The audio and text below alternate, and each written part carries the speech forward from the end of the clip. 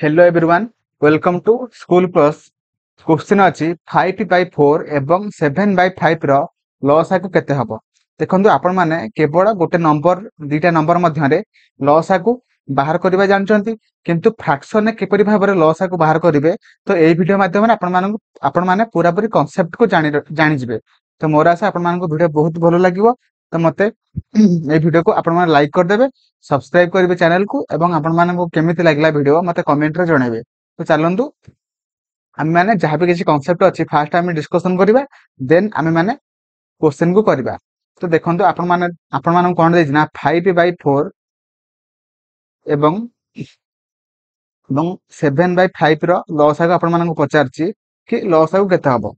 Okay, तो जेतेबेले दुईटा fraction मध्यरे लसागु बाहर करिया पय आपण मानको क्वेश्चन पचारथिबो, आपण माने कोन करिवे ना लब दिटांगर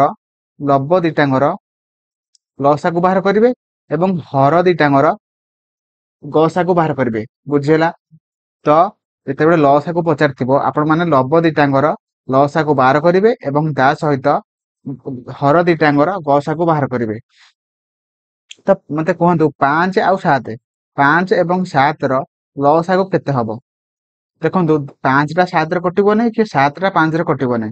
तो सेथि पई तो 7 5 रो लसागु केते हबो मते कहंतु, जोटा कि 25 हबो, सॉरी 35 हबो, 35। 35 मु ऊपर लिखिली लबरे एवं तापरे आमे कोन करबा ना हर दिटांगर गसागु बाहर करबा, जोटा कि HCF highest common factor and least common multiplier. तो 4 एंड 5 रो 4 एंड 5 रो गसागु केते हबो, एचएसएफ केते हबो। देखंतु एटा एथिरे दिटांग संख्या मध्यरे कोनोसी भी कॉमन फैक्टर नाही। तो सेति पई हमर कोन हबो ना 1 हि जिवो एचएसएफ बा लसागु। तो 1 खाली हम लिखि देबा 1। आपण माने जानि चंती हर रे 1 रहबा, जहा हर रे आमे माने सेटा को न लिखले चलिबो। से खेती पई मु खाली लिखि देली 35, जोटा कि 35। सेति पई ऑप्शन डी हि जिवो राइट आंसर। बुझि पाइले? तो 5/4 एंड 7/5 रो लसागु केते हबो ना हमर 35 हि जिवो राइट आंसर। देखंतु आपण मान जेतेबेले दुईटा फ्रैक्शन रो माने लसागु बाहर करिवे अरे किंबा गसागु बाहर करिवे, जहा बाहर करिया पय देथिबो आपण माने से माने लब दिटांग मध्यने सेटा बाहर करिवे एवं तार अपोजिट। माने धर आपण मानकु गसागु देछि, आपण माने धर एचएसएफ बाहर करिया पय देछि आपण मानकु, आपण माने लब दिटांगर एचएसएफ बाहर करिवे एवं हर दिटांगर ता अपोजिट माने हर दिटांगर लसागु बाहर करिवे। जदि आपण मानकु देइथांता देछि लसागु बाहर करिया पय देछि, त आपण माने लब दिटांगर लबर एलसीएम बाहर करिवे एंड हरर एचएसएफ बाहर करिवे।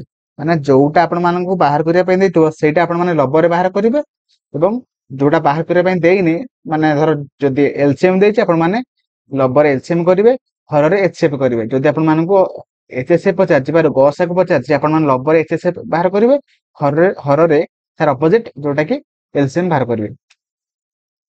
जोटा बाहर करिया पय देइथिबो आपण माने सेटा लबर रे बाहर करदेबे एवं जोटा देइ नै आपण माने हरर रे बाहर करिवे। मोर आशा आपण मानकु वीडियो बहुत भलो लागिथिबो। आपण माने लाइक कर देबे, चैनल को सब्सक्राइब करिवे एवं आपण मानकु वीडियो केमिति लागला मते कमेंट रे जणाइबे। Thank you. जय जगन्नाथ।